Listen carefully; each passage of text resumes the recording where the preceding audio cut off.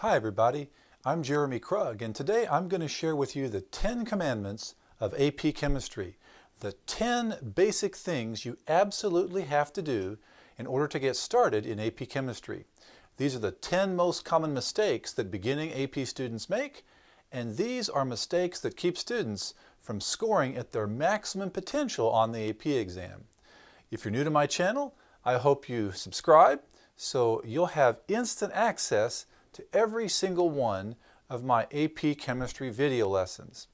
These are over 100 full-length video lectures where I show you how to do AP Chem step by step. From my channel, click on Playlists and select AP Chemistry Complete Course, and there you'll find everything you need.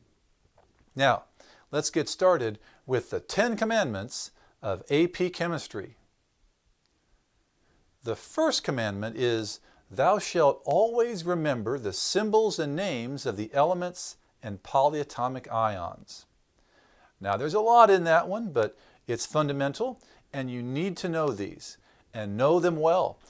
The AP exam does give you a periodic table, but it doesn't have the names of the elements on it. You are expected to know those. So if the question asks about tin, and you write Ti instead of Sn, you've already got the question wrong, even if you know everything else. Another common mistake, Ir is not iron, it's iridium. And don't confuse Ag silver with Au gold. And when it comes to the polyatomic ions, you have to know those like the back of your hand.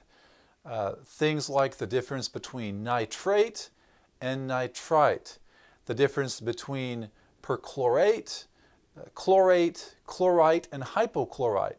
Now, if you need a quick and easy chart of the polyatomic ions, head over to my website, krugslist.org, and download a PDF copy of my ion chart.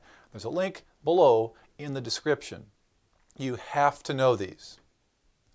The second commandment is, "Thou shalt know how to use thy scientific calculator."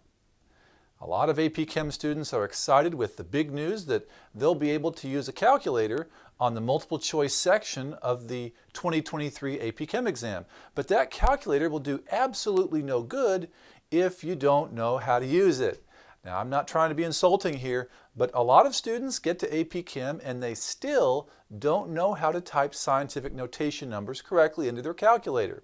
I have a complete video about that. It's linked below in the description. On a TI-84, for instance, to type 2.5 times 10 to the minus 6th, you have to type 2.5, then the EE button, which is on the comma, then the negative sign, the one on the bottom row with the parentheses, not the subtraction, then the 6. Get to know the process for keying in scientific notation on your calculator and get to know how to do logarithms too. If you mess these up, you are going to seriously hurt your chances on the AP exam. And you're going to drive your chemistry teacher crazy because this is an easy one. The third commandment is, "Thou shalt always balance a chemical equation after you write it." If you're asked to write a chemical equation, you're probably going to be asked some questions about that equation. And there's a good chance you'll need to answer one of those questions about the quantities involved, or maybe a mole ratio. And if you never bothered to balance that equation, you are done, like stick a fork in it done. When you balance an equation, or when you write an equation, you got to balance that thing. It takes all of about 5, maybe 10 seconds. It'll take you a long way in AP Chem, so balance those equations. The fourth commandment of AP Chem is, "Thou shalt show thy work on all problems." And this is a big one. I know a lot of smart, yes, even brilliant students out there are taking AP Chem, and some of them are so smart that they can do a lot of the work in their heads. And on the paper, those of us who have to grade this stuff, we see a few chicken scratches, some numbers all over the place, and then an answer just seems to magically appear from nowhere. Well, guess what? We're all duly impressed that you can do math or something in your head, but on the AP exam, you get 0 points for any problems where you don't show your work. And that's even if you get the right answer. That's 0 zilch, a big goose egg if you don't show your work. But you know what? If you show your work, even if you get the wrong answer, there's a good chance you'll get partial credit for a correct step you did, as long as the reader can follow your work. So show your work. This one is absolutely not negotiable. Now the fifth commandment of AP Chem is, thou shalt include appropriate units in all thy answers. Now there are only a few numbers in AP Chem that do not require units. Equilibrium constants and pH values, you'll learn about that in this course, but pretty much everything else has to have a unit. And by the way, this is a fundamental idea in science. Measurements have units. If the question says to calculate a mass and you just write down 0.532, 0.532 what? Grams, kilograms, pounds, tons, no unit, and your score on that question automatically drops by 1 point. If you're taking an AP exam where your performance is right there on the edge between a 2 or a 3 or a 4 and a 5, that last little point could make all the difference. Use units. The sixth commandment is, thou shalt use an appropriate number of significant figures in thy answers. This can be a tough one because it's one of those little details that can be easy to forget. I forget too every now and then, but the easiest thing to do is just look at the number of significant figures in the question and use that number of significant figures in your answer. And 9 times out of 10, it's as simple as that. Now for pH and logarithms, it's a little more complicated, but use the right number of significant figures. Whatever you do, do not use more than 4 significant figures in an answer, because I have never seen that be the right number on an AP Chemistry exam. Any answer that tries to go that far out is a ridiculous answer, or as we say in chemistry, it's an unreasonable number of significant figures. So pay close attention to those significant figures. This one is just like units. If you do it wrong, you're going to be penalized a point on that problem. So use significant figures. The seventh commandment, thou shalt write scientific notation numbers in the correct way. So let's get one thing straight here. There is really only one correct way to write a scientific notation number. For example, you should write 5.8 times 10 to the negative 4 like this. That is the format for writing a number in scientific notation. If you write this instead, well, that is a completely different number, and you don't get credit for that. Nothing at all. Now, there are some students who write this, the 5.8 e negative 4. You know what? No credit for that either. Now, I know your calculator might actually display that. It might display all kinds of things, but don't write that. It is your job to know the correct way to write scientific notation. And speaking of what your calculator does, your calculator also doesn't know how to do significant figures generally. It's your number to take, it's your job to take that number that pops up on the calculator and write it in the correct way. So please take my word for it and write scientific notation numbers in the correct format. Now for the eighth commandment. When in doubt, thou shalt convert to moles.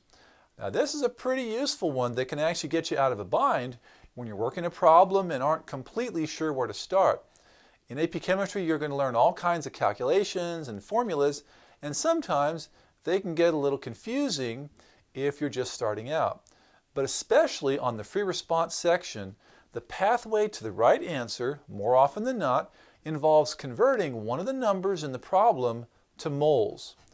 And contrary to what you might think, dimensional analysis is your friend here. So learn how to do it and do it well.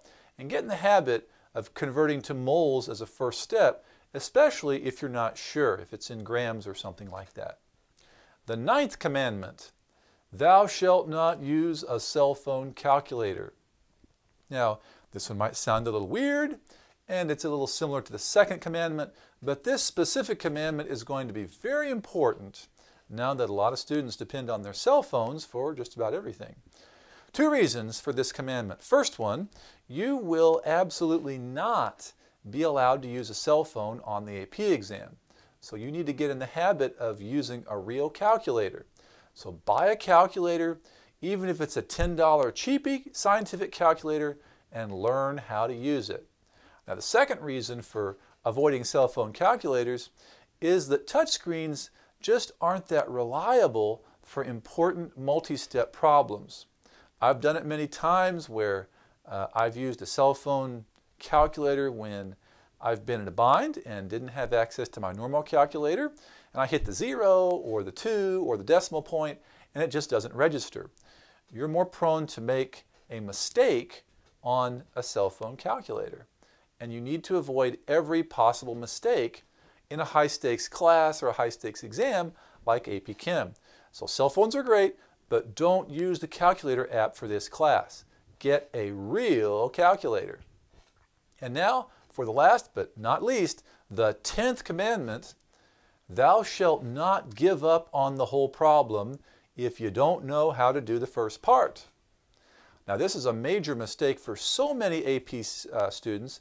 They have a 3, a 4, maybe a 5-part problem or even more than that, and they don't know how to do part A, so they just give up on the whole thing. That is absolutely the worst thing you can do. You have just trashed your AP score by probably an entire point if you leave an entire problem blank. And if you like to leave AP problems blank, then you've just wasted about $100 taking this exam. You see, there is no penalty for carry-through errors on the AP Chemistry exam. That means if you have absolutely no idea how to do Part A, just do something with the numbers and make up an answer, then go on to Part B. Even if you plug in the wrong answer you got from Part A, if everything else you do on Part B is otherwise right, you will get full credit for Part B. And you know what? There's a good chance Part B or Part C or Part D won't even have much of anything to do with Part A. A lot of these questions that you get on the free response section are somewhat independent of each other, especially the longer free response questions, which are questions 1, 2, and 3 on the AP exam. So parts A and B might be a little bit related, but parts C and D might practically be a completely different question. So do not give up. No penalty for carry-through errors. Use that little tidbit to your advantage on this exam. Well, those are the 10 commandments of AP Chemistry.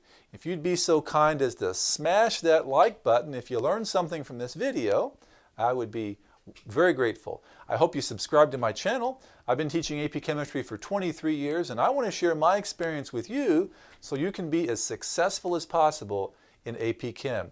Thanks for listening, thanks for watching, and I hope you join me again so we can learn some more chemistry together.